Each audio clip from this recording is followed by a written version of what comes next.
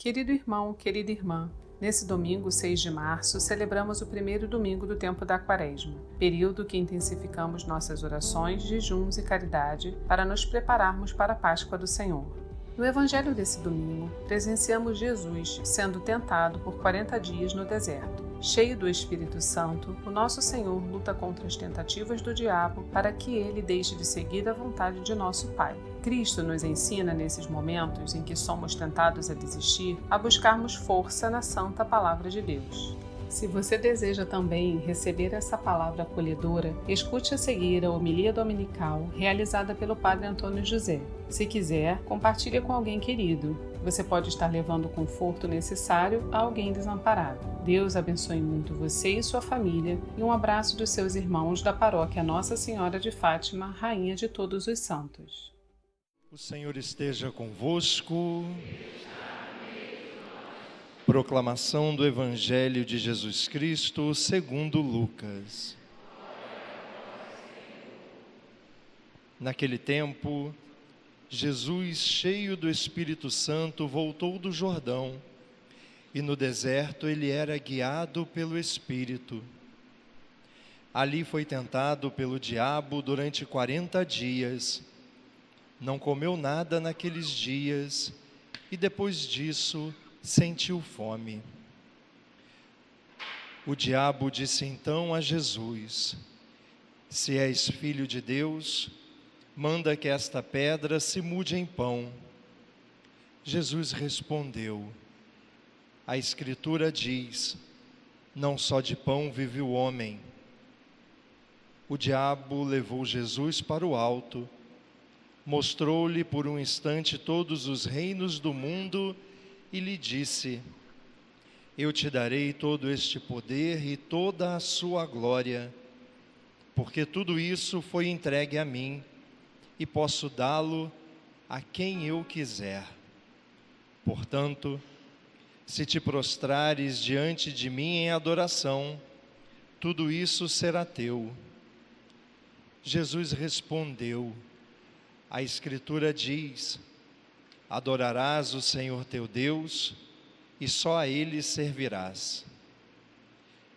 Depois o diabo levou Jesus a Jerusalém, colocou-o sobre a parte mais alta do templo e lhe disse: Se és filho de Deus, atira-te daqui abaixo, porque a Escritura diz: Deus ordenará aos seus anjos a teu respeito, que te guardem com cuidado, e mais ainda, eles te levarão nas mãos, para que não tropeces em alguma pedra. Jesus, porém, respondeu: A Escritura diz: Não tentarás o Senhor teu Deus. Terminada toda a tentação, o diabo afastou-se de Jesus para retornar no tempo oportuno. Palavra da salvação. Glória a vós, Senhor. Irmãos queridos, a gente tem visto pela internet, pela televisão, nessa última semana, nesses últimos 10 dias, notícias que, num coração que já estava machucado, com feridas ainda abertas, notícias que parece que reviram a gente, remexem no nosso medo, na nossa ansiedade, também na nossa tristeza, porque são notícias de guerra. O nosso mundo, ele é cheio de focos de guerra. Se você procurar na internet, você vai descobrir que no mapa mundi, você poderia apontar com uma caneta muitos lugares do globo terrestre onde hoje em dia estão em curso guerras. Mas algumas delas são televisionadas e são exploradas com detalhes pela imprensa. E aí essas coisas entram pela casa da gente na hora do jantar, na hora que a gente está tentando descansar um pouquinho, e elas mexem muito com a gente. como que lembrando para nós que o nosso mundo está marcado por guerras e conflitos e lutas de todo tipo. Sempre esteve, e apesar de todo avanço da tecnologia, da medicina, né, parece que o coração do homem continua estando muito inclinado a guerrear. Mas essas guerras todas, e de modo especial hoje essa que a Rússia tem promovido na Ucrânia, ontem perguntando para as crianças, eu queria ver se elas estavam por dentro, falei, criança, está tendo uma guerra entre a Rússia, qual é o outro país mesmo? Todas a Ucrânia, que não é um nome muito comum, né? Até as crianças estão ligadas, né? Essas guerras todas, e de modo especial essa que tem sido tão comentada, na verdade essas coisas todas servem para a gente como um espelho. A guerra na Ucrânia e qualquer outra guerra, na realidade essas coisas todas são como que um espelho, onde a gente vê aquilo que o nosso coração é capaz de realizar, aquilo que a nossa maldade é capaz de realizar, até que ponto podem chegar corações impulsionados pela ganância, por ódios que já vêm de séculos. Até que ponto chega o coração do homem quando ele é impulsionado por desejos de vingança e revanches, e isso não acontece só no coração de um homem que é presidente de uma nação, isso pode acontecer, no fundo isso acontece no coração de todos nós. A guerra é sempre um espelho, onde a gente vê muita coisa que está aqui, e a gente de alguma maneira fica incomodado, porque ver as coisas aqui, às vezes nos assusta bastante. Só existem guerras na Ucrânia, só existem guerras na África, só existem guerras cibernéticas agora, na informática, só existem guerras dentro da casa da gente, porque existe uma guerra muito maior, na qual todos nós estamos envolvidos.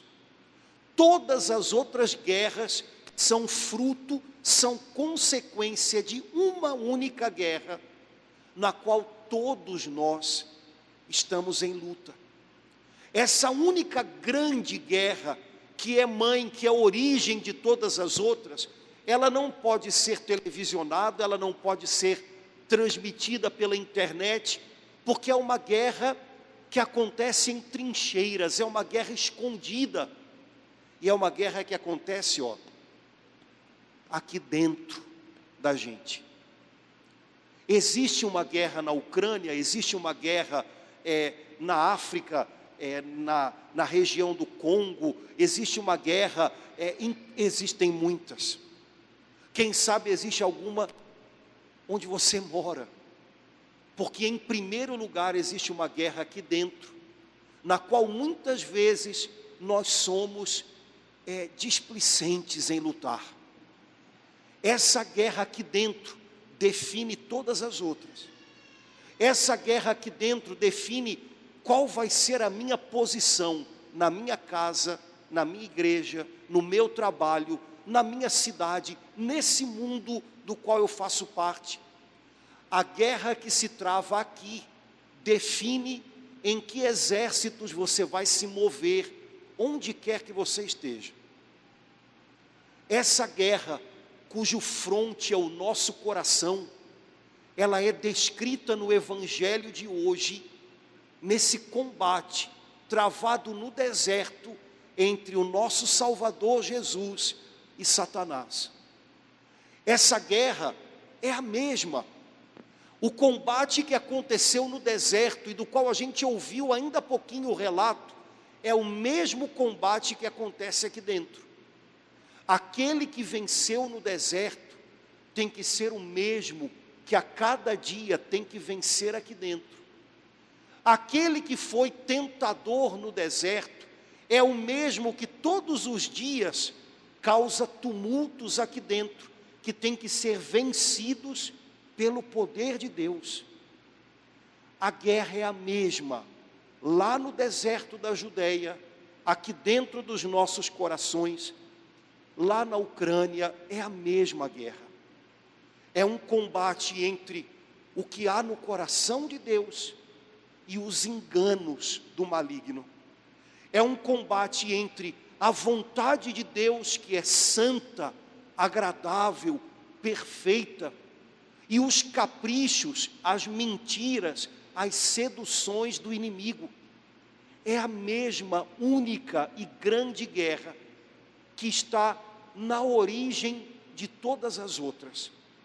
Eu e você talvez possamos fazer muito pouca coisa em benefício da guerra que acontece lá na Ucrânia.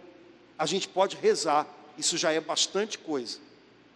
Mas sabem, irmãos, como aquela guerra é apenas uma manifestação dessa grande guerra que acontece nos corações, aqui onde Deus me colocou, com o chamado que Deus me fez, eu tenho que me posicionar.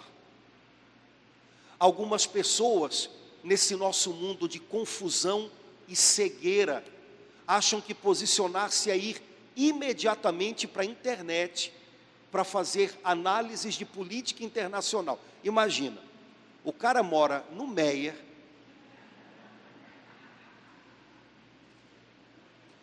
passou, olha, eu vou dar uma, gente, tem umas coisas que a gente fala, mas é por amor, vou dar um desconto. Passou na faculdade, porque foi passado, porque levou a faculdade daquele jeito, vivia no bar da faculdade bebendo. Olha, eu estudei na UERJ, então eu olhava da janela da minha sala, a gente olhava para ver se ia ter aula ou não, porque nós tínhamos um professor que quando dava aula era ótimo, mas ele escolhia quando ele ia dar aula. Então a gente olhava, porque quando se olhava do nono andar lá da UERJ, lá para frente, você via o bar que tem ali na esquina, quando você vai entrar para a Vila Isabel, a gente via, se o professor estava lá, não tinha aula, porque ele não subia, ele ficava filosofando ali, né? Então, o cara passou na faculdade porque foi passado, nunca fez um exercício para tentar juntar os dois neurônios que ele tem para produzir uma terceira coisa, e aí ele vai para a internet para fazer análise de política internacional. É um milagre, é um fenômeno, né? Irmãos, isso não é se posicionar. Nosso posicionamento, em primeiro lugar, tem que ser aqui, e tem a ver com o nosso lugar. Se você tem algo interessante a dizer, ok, diga, mas diga depois de pensar, e de fato se for algo muito interessante. Caso contrário, não diga. Agora, o posicionamento aqui, o meu posicionamento, nessa batalha que é a mãe de todas, que é a batalha que acontece nas almas, no interior, esse posicionamento eu devo tomá-lo aqui hoje, agora, domingo, e de alguma maneira eu vou estar sendo mais alguém investido nessa grande batalha, da qual queria dizer uma coisa para você: não há escolha. Eu vou fazer parte dessa batalha sim, padre, ou então, não, seu padre, me desculpe, eu vou continuar aqui na minha, quero saber disso não, só vim domingo 10 da manhã, só vim dar uma rezadinha. E eu vou dizer para você, lamento, querido, não tem escolha, você já está na batalha. A guerra já começou, aqui, há muito tempo ela já começou, e você já está nela, querendo ou não, é preciso lutar. Todo mundo conhece uma expressão bem carioca, que a gente usa, né? Seria trágica, aliás, seria cômica se não fosse trágica, né? Fulano está perdido que nem segue em tiroteio, né? O que a gente quer dizer com isso? Olha, fulano está numa situação que ele não reconhece, mas o fato dele não reconhecer não significa que ele esteja eximido da situação. Estão acontecendo coisas que ele não sabe nem de onde, nem para onde, e estão batendo nele, e ele está sendo arrastado. Pois é, Não adianta a gente pensar, eu não tenho batalha nenhuma aqui não, eu sou light. Não, nós já estamos na batalha. O máximo que pode acontecer é a gente ser como um cego em tiroteio. Ou seja, a gente é toda hora alvejado pelo inimigo, mas como a gente não entendeu ainda que está batalhando, como a gente não entendeu qual é a batalha, como a gente ainda não entendeu o que está em jogo, o que a gente tem a nosso favor, o que a gente tem contra a gente é alvejado todo o tempo. A gente é arrastado, né, no campo de batalha todo o tempo. Você já está na batalha, querendo ou não. Você pode viver isso de maneira atenta, você pode ser alguém que dá passos, alguém que se protege, alguém que avança, ou você pode ser alguém que o tempo inteiro é arrastado de um lado para o outro, porque ainda não entendeu que tem uma luta acontecendo aqui dentro. A luta que Jesus travou no deserto, que é a mesma, ensina muita coisa para a gente. Daqui a pouquinho, na oração eucarística, você vai ouvir o padre rezando assim: o Senhor Jesus no deserto desarmou as ciladas do antigo inimigo. Olha que legal. Não sei se vocês conhecem ou já viram na televisão, em algum lugar, aquela tática que é feita em guerra, e é uma tática terrível, né? Que é colocar minas debaixo da terra, para que caso o exército que vem contra pise ali, o cara não sabe onde estão as minas e, pô, só abrindo e fechando parênteses, o lugar onde Jesus foi batizado no Rio Jordão, o lugar mais ou menos exato que a gente pode imaginar pela Bíblia, durante muitos anos esse lugar esteve isolado, não se podia chegar ali. Por quê? Numa guerra entre Israel e a Jordânia, foram colocadas minas naquela área. Ninguém sabia onde as minas estavam. O perigo era alguém passar e, bom. De uns anos para cá, o exército de Israel tem tirado as minas e reabriram o lugar. Praticamente não há mais nada ali. E o que há está isolado. Então a gente consegue passar com segurança. Mas a Bíblia diz que Jesus desarmou as ciladas do inimigo. Ou seja, quando a gente aprende com Jesus Cristo, a gente percebe no caminho da gente onde estão as armadilhas que o diabo coloca para nos envolver, para nos confundir, para nos afastar de Deus, que é o único propósito que ele tem. O único. Jesus desarmou as ciladas. Se você está atento a Jesus na sua vida, você vai percebendo dia a dia, e aqui, ó, cilada. E olha aqui, armadilha.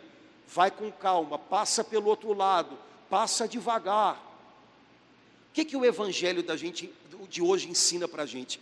Primeira coisa, Jesus foi para o deserto, jejuou 40 dias e ali foi tentado pelo diabo. Mas Jesus contava com ajudas. Queria chamar a sua atenção para duas ajudas. Primeiro, logo no comecinho do evangelho, São Lucas diz assim: Jesus era guiado, conduzido pelo Espírito Santo no deserto. Primeira ajuda de Jesus, o Espírito Santo que vivia nele. Irmãos, quando a gente está passando por desertos, quando a gente está vivendo a vida, a gente pode ser guiado, conduzido pelo Espírito Santo, ou a gente pode ser conduzido, guiado, vou usar outra palavra, arrastado pelos nossos sentimentos, pela nossa precipitação, pelo nosso cansaço. Quando a gente é conduzido pelo Espírito Santo, ele mostra para a gente a hora de avançar no deserto e a hora de parar um pouco. Num deserto há momentos em que você tem que parar. Você não pode vencer um deserto de uma vez, é uma travessia dura. Espera, calma, se refaz. Agora caminha de novo, agora avança, mais rápido, mais devagar. Quando a gente é guiado pelo Espírito Santo, O Espírito Santo nos ensina a hora de avançar, a hora de esperar. Quando a gente é guiado pelos nossos impulsos, pela nossa agitação, pelos nossos sentimentos que são cheios de altos e baixos. Todo mundo hoje em dia é meio bipolar, né? Pentapolar, já viram isso? Né? Pois é. No deserto que você está vivendo hoje, quem é que está conduzindo você? Quando você recebe notícias que são más para você, notícias complicadas, no seu trabalho, na sua casa, quem é que conduz você a enfrentar isso? Se é o Espírito Santo, primeiro, a Bíblia diz que aquele que confia no Senhor não teme receber notícias más, seu coração está em Deus. Então, se é o Espírito Santo quem me conduz, a notícia má vem, e uma notícia má nunca vem tranquila, ela vem no meio de agitação, ela vem no meio de nervosismo, ela vem, bate, mas eu não me deixo arrastar pelo nervosismo, pela desesperança, pelo sei lá o que ela causa. Se é o Espírito Santo que me conduz, opa, alguma coisa saiu do controle, opa, alguma coisa deu muito errado, opa, de novo esse problema. Tá, vamos lidar com o problema. Problemas são para a gente lidar com eles, vamos lidar. O Espírito Santo já te dá aqueles 10 segundinhos de ponderação, de equilíbrio, que os impulsos roubam da gente.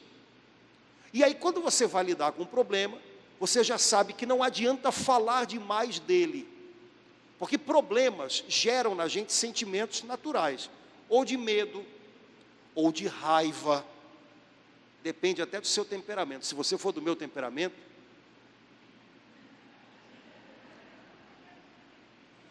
filho de português, lá da roça, olha rapaz, é um problema sério.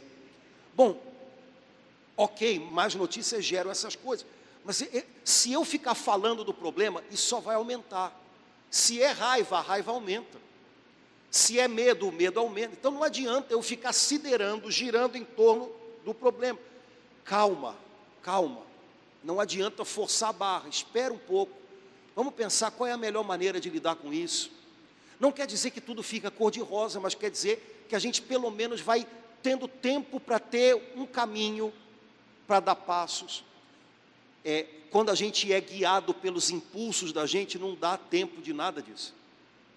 Você vai, quando você vai ver, você está mergulhado até aqui, aquilo tirou tua paz, aquilo tirou teu sono, aquilo gerou outros problemas, porque se ela me causa um problema, não é o caso, né? Quando ela me causa um problema, né, e eu me viro para cá, por exemplo, lá é o meu trabalho, e eu me viro para cá, para casa, e se ela me causa esse problema, e eu não sei lidar com ele na medida certa, eu arrasto isso daqui para lá, e explodo com quem? Com ele. E daqui a pouco eu estou criando mais problemas, sabe? A palavra de Deus diz isso, né? Se vos irardes, não pequeis, seria um mal a mais. E a gente sabe que é a pura verdade. Jesus era conduzido pelo Espírito Santo. Eu e você estamos sendo conduzidos pelo quê? Aí você já logo pode pensar, lembrando daquela pessoa em casa, fulano é pelo espírito de porco, só pra, né? E eu vou dizer para você, fulano não está aqui, então nosso assunto não é fulano, é tu e eu. Larga fulano, cara. Para de se... Olha, a gente já falou isso semana passada, ou na quarta-feira de cinzas, melhor lugar para a gente esconder pecado da gente e ir atrás do pecado dos outros. Larga fulano. Jesus era cheio do Espírito Santo. Segundo, Jesus confrontou o tentador com a palavra de Deus. Jesus não conversou com o tentador. Vou contar uma coisa para você. O diabo está nesse negócio há milênios. Ele é inteligente para chuchu. Se você conversar com o tentador, com a tentação, ela enrola você. Não converse. Se você sentir que veio um pensamento que é uma tentação para tirar você da sua aliança com Deus, como Jesus, lembre da palavra de Deus, declare a palavra de Deus, mas não conversa com a tentação, ela te enrola. O tentador, viu o que ele fez com Jesus? Ele tenta negociar com a gente. Jesus, eu te dou os reinos do mundo. Se você der uma ajoelhadinha aqui, me adora aí. Ninguém vai ver não. A tentação faz isso com a gente. Você já é bom com tanta coisa, isso daqui não é nada. Ninguém vai ver. Isso daqui, você também merece, né? Olha, não converse com a tentação. Satanás 3 vezes tentou Jesus, nas 3 vezes Jesus disse, está escrito. Porque quando você recorda a palavra de Deus é firmeza, é direção, é palavra de fé, ela te apruma por dentro. São Paulo disse na segunda leitura hoje, irmãos, essa palavra que é a palavra da fé, tem que estar perto de vocês, na boca e no coração.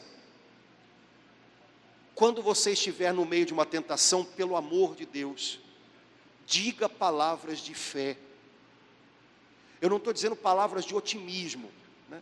Estou no meio de um furacão, não, vai acabar tudo bem, não, isso não. Diga palavras de fé. Se você conhece o Salmo 90, que é o salmo que nós rezamos hoje, diga isso, porque se a mim se confiou hei de livrá-lo, diz o Senhor, eu me entrego nas tuas mãos, meu Pai, eu sei que o Senhor me dá livramento nessa situação, no meio desse furacão. Palavras de fé.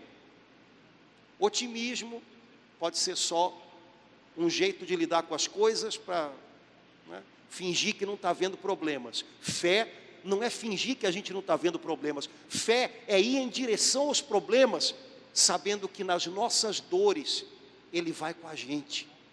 Então a gente avança. Aliados de Jesus, a direção do Espírito Santo, a palavra da fé. Aquele que crê no Senhor não será confundido para sempre. Vai nisso. Nossos aliados, o Espírito Santo que vive em nós e a palavra da fé, que a gente deve conhecer. Meu irmão querido, minha irmã, não posso fazer nada a respeito disso por você. Se você não conhece a palavra de Deus, o que a gente faz? Vai ler. O tempo que a gente gasta nesse bendito celular, para ver coisas que não servem para nada. Gente, não é possível que depois da 15ª dancinha do TikTok, alguém ainda queira ver aquele negócio. Não é possível. Aquilo dali faz mal para o cérebro de um ser humano. Talvez faça bem para o cérebro de um chimpanzé, que o chimpanzé, depois da 15ª, ele vai começar a repetir. Mas para o cérebro de um ser humano, que tem que ser puxado para coisas maiores, aquilo puxa para baixo. Vai ler a Bíblia, filho. Mas eu não entendo. Você pode não entender 5 frases, se você entender uma, fica com essa. Amanhã você vai ler de novo, você não vai entender 3, mas vai entender 2, fica com essas 2. Já vai ser alimento para a sua fé. Bom, Jesus estava no deserto, o inimigo se aproximou dele, as ciladas do inimigo que aconteceram lá são as mesmas que acontecem aqui. Queria chamar sua atenção só para umas 2 coisinhas. Primeiro, vocês já viram como é que o diabo se aproximou de Jesus? Cuidadoso e preocupado com a fome de Jesus. Jesus estava 40 dias em jejum. Imagina, a gente não consegue fazer 40 minutos, né? Jesus estava em 40 dias de jejum. Depois dos 40 dias, é óbvio, Jesus estava faminto. Jesus devia estar com o rosto abatido e com a barriga fazendo bró, não é assim que faz? Pois é. E aí se aproxima o tentador. E o tentador, muito preocupado, Jesus, estou vendo que você está com carinha de fome. Se és o Filho de Deus, transforma essa pedra em pão. Vamos fazer um lanche. Né? Jesus, que é Deus, ele já devia saber antes. Então, Jesus podia ter transformado num Big Mac. Né? Antes de chegar ao McDonald's, Jesus já podia ter feito um Big Mac. Olha que beleza. Né? E o diabo, tão preocupado com a fome de Jesus. Irmãos, na hora da tentação, Satanás vai parecer o mais preocupado com a gente.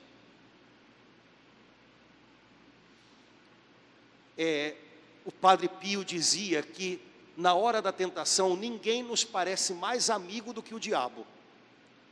E depois de nós termos pecado, ninguém vai nos acusar mais do que ele. Pois é assim que ele faz. Fica ligado, porque autopiedade, pena de si mesmo, autocomplacência, tudo isso é a mesma coisa. É uma porta aberta para o inimigo tentar a gente. Qual é o propósito dele? Qual era o propósito de Satanás? Que Jesus matasse a fome? Que Jesus abandonasse o caminho que o Pai pedia dele por alguma coisa mais imediata, sabe, uma coisa que custasse menos, que Jesus deixasse de olhar para a sua missão e começasse a olhar mais para ele próprio. Irmãos, a tática não mudou. Cuidado, porque na hora da tentação, o diabo sempre vai parecer muito preocupado com a gente. Quando a gente sente aquela tentação de orgulho, para julgar as pessoas, para menosprezar as pessoas, ele sempre vai parecer muito solidário com o nosso grande valor e o pouco valor que as pessoas têm. É mesmo, você sabe muito mais que essas pessoas, elas não mereciam esse emprego, essa posição, você merecia estar lá, você faria muito melhor. E aí a gente conversando com ele diz, é verdade,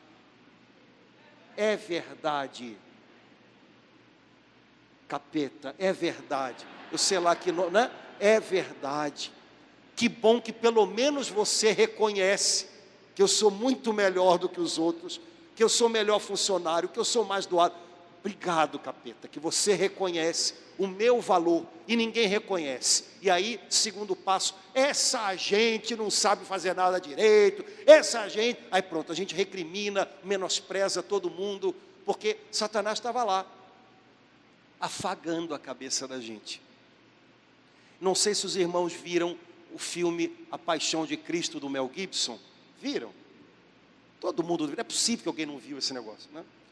Na cena da flagelação de Jesus, que é uma cena terrível, Jesus vê Satanás passando como se fosse uma mulher, com um filho no colo, que na verdade era um anão, era um homem velho, mas parecia uma criança, e Satanás afagando.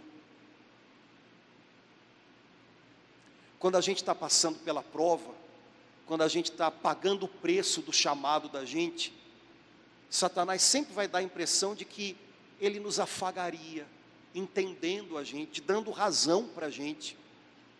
Você está vendo essa situação no seu trabalho, você se acaba de trabalhar por isso daqui, o que tem se você tirar um que ninguém está vendo? Isso aqui tem dinheiro demais, esse dinheiro, isso é do governo, o governo, o brasileiro tem maneira de falar isso, o governo não merece isso, e não sei, pois aí você vai lá e pega um que não é seu, e a gente ainda dá desculpas para a gente, é verdade, eu mereço. Irmãos,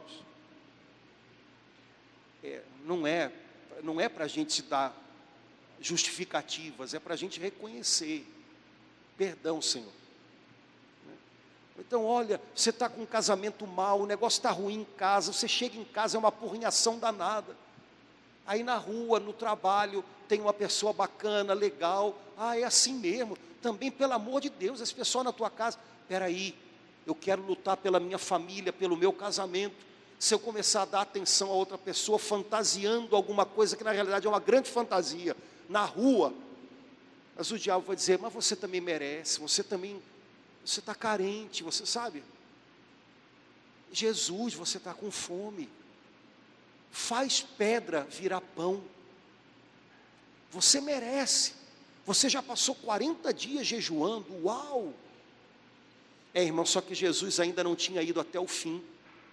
Satanás quer que a gente desista no meio do caminho e troque o chamado de Deus por alguma coisa que no caminho possa nos ser um afago, mas que na verdade é sempre uma grande ilusão.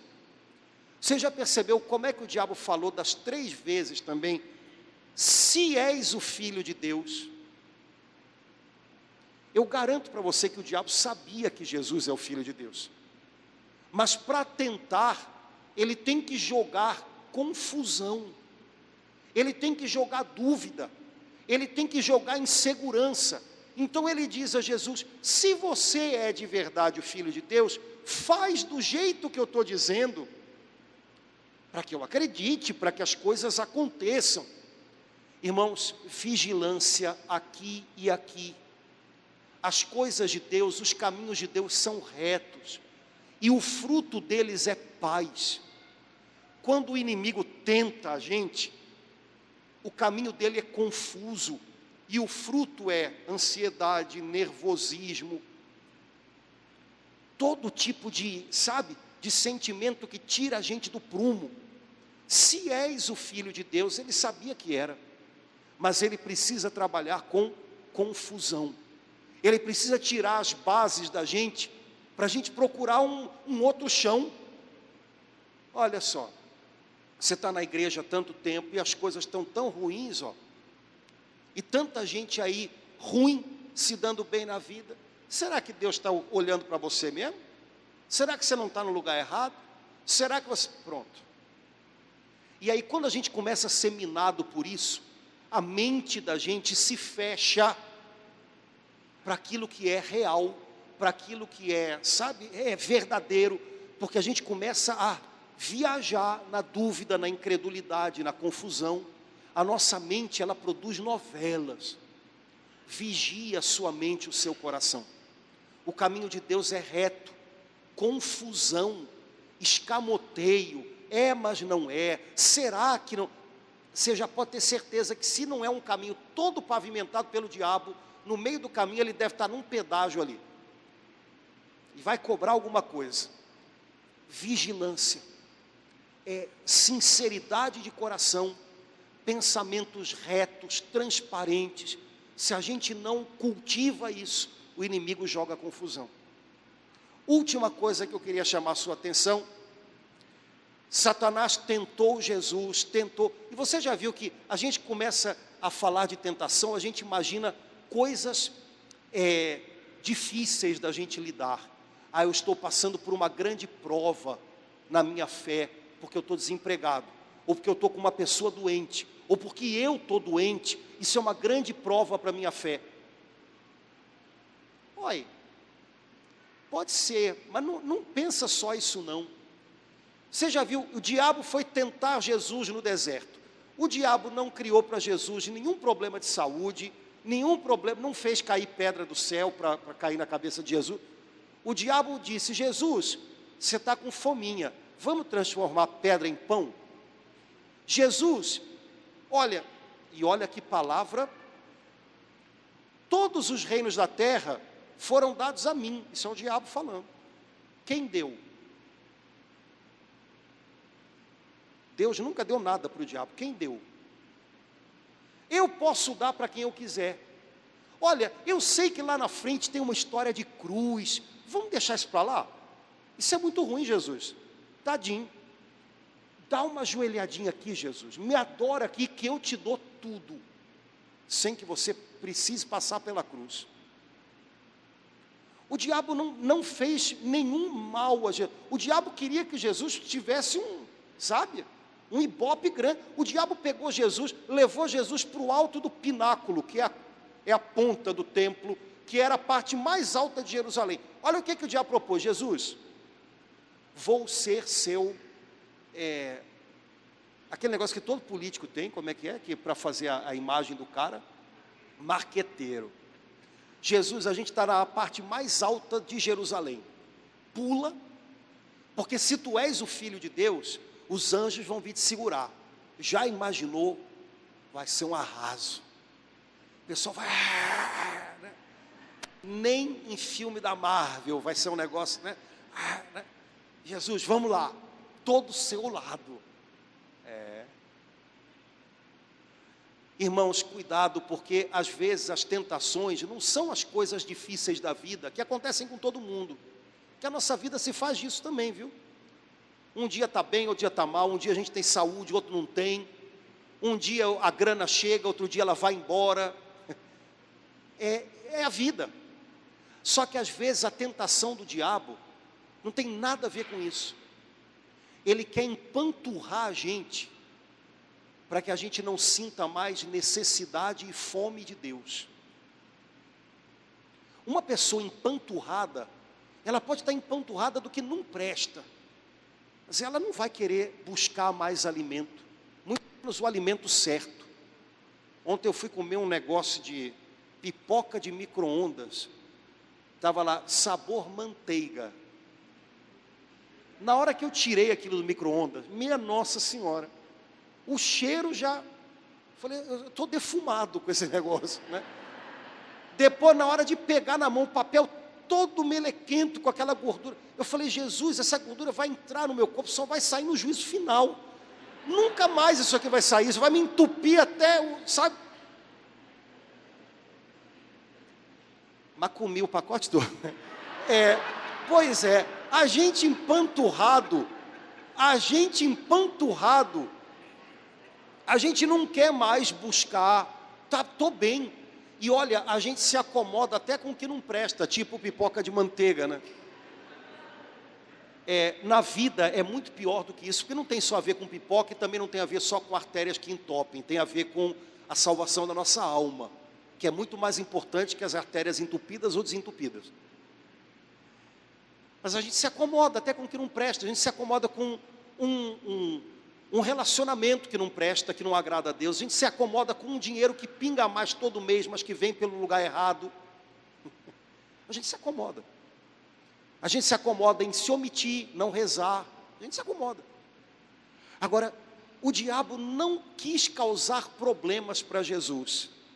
É como se ele tivesse dito, estou contigo, Jesus, estou do teu lado, contanto que você esqueça seu Pai, seu chamado e sua cruz. Irmãos, não sejamos ingênuos, como se perder uma coisa material fosse a grande tentação da nossa vida, ou a grande prova da nossa vida fosse passar por um momento de doença, que lamento informar, todo mundo cedo ou tarde passa. A grande tentação é a gente esquecer de viver qualquer coisa com Deus. E às vezes, para nos fazer esquecer, o diabo não joga uma doença, ele joga uma impressão de que se importa. Ele joga uma oportunidade de ter um pouco mais, mas por um caminho errado. Ele quer empanturrar a gente, para que a gente não sinta a necessidade de Deus. E a gente se empanturra com tudo, até com o que não presta. No Evangelho, São Lucas termina dizendo, quando Jesus repeliu Satanás pela terceira vez, não tentarás o Senhor teu Deus, ele se foi, até voltar no momento oportuno. A guerra ainda não tinha sido terminada, a vitória ainda não tinha sido completa. Se você, quando chegar em casa, der uma olhada no Evangelho de São Mateus, no momento em que Jesus está pregado na cruz,